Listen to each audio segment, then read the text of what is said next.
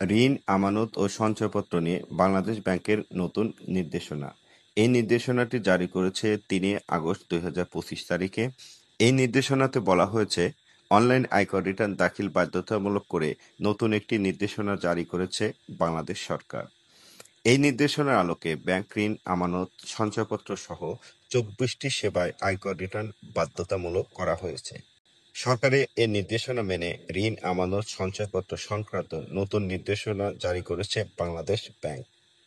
রোববার ৩ আগস্ট কেন্দ্রীয় ব্যাংকের পক্ষ থেকে একটি সার্কুলারের মাধ্যমে সব তফসিলি ব্যাংকে জানানো হয়েছে, এখন থেকে নির্দিষ্ট কিছু ব্যাংকিং সেবা গ্রাহকের আগে আয়কর রিটার্ন জমা দেওয়ার প্রমাণ দেখাতে হবে গ্রাহককে।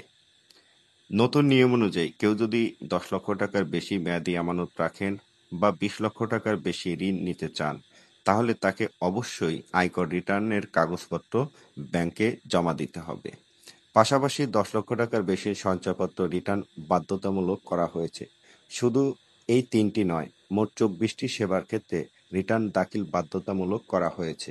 এর আগে আইন ও বিচার সংসদ বিষয়ক মন্ত্রণালয় থেকে এ বিষয়ে একটি গেজেট প্রকাশ করেছে। গেজেট অনুযায়ী এখন আর্থিক লেনদেন ও কার্যক্রমের সঙ্গে সংশ্লিষ্ট ব্যক্তিদের আয়কর রিটার্ন জমা দিতে হবে। তা না হলে সংশ্লিষ্ট ব্যাংক, আর্থিক প্রতিষ্ঠান বা কর্তৃপক্ষ সেবা দিতে বাধ্য নয়।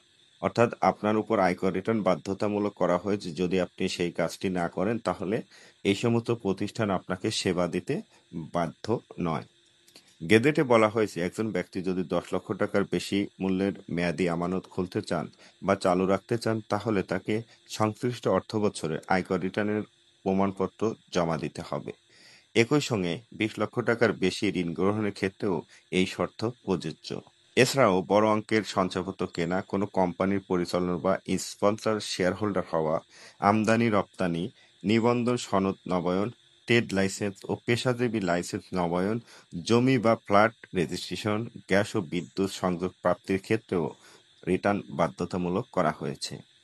সেই সঙ্গে ড্রাগ লাইসেন্স, পরিবেশ ছাড়পত্র, অগ্নি নির্বাপক ছাড়পত্র, ট্রলার ও নৌযানের সার্ভিস সার্টিফিকেট, এমনকি স্কুলে শিশুর ভর্তি কিংবা অগ্নিয়ন্ত্র লাইসেন্সের ক্ষেত্রেও এই রিটার্ন দাখিলের প্রয়োজন হবে। আয়কর রিটার্ন বাধ্যতামূলক করার এই উদ্যোগের মাধ্যমে কর জালের আওতা বাড়ানো, রাজস্ব আদায় বৃদ্ধি, আর্থিক লেনদেনের স্বচ্ছতা ও জবাবদিহিতা নিশ্চিত করতে চায় সরকার।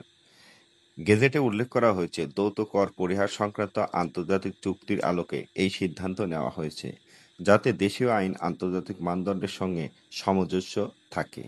নতুন এই নিয়মের ফলে অধিক সংখ্যক নাগরিক আয়কর রিটার্ন দাখিলে আগ্রহী হবে এবং দেশের কর ও সচেতনতা বাড়বে বলে আশা করছেন সরকার।